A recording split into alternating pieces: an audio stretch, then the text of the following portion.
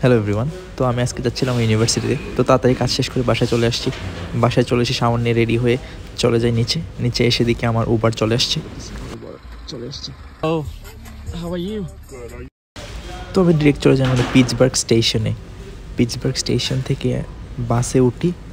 তো বাসে ওঠার পর হঠাৎই দেখি আমাদের ড্রাইভার কিছু অ্যানাউন্সমেন্ট করতেছিলেন। আসলে উনি বলতেছিলেন যদি কেউ বাসে অন্য কাউকে ডিস্টার্ব করে বা অন্য কারোর জন্য যদি কারো ডিস্টার্ব হয় তাহলে তখনই উনি বাস থেকে নামিয়ে দেবেন। Because we are on night schedule, in the event that you need some extra light along the way, only utilize the reading lights that are above your head.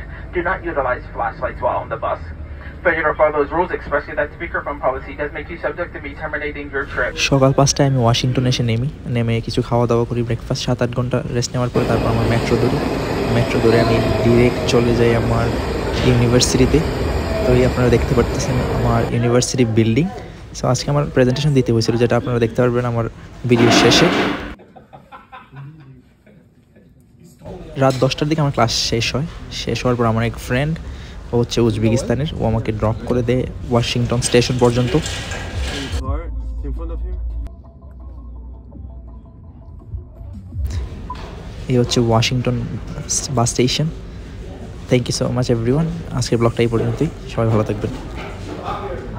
And its roles, its pose actually thrown a curveball mean to surprise someone with unexpected move, like when you are showing your opponents that you are not focused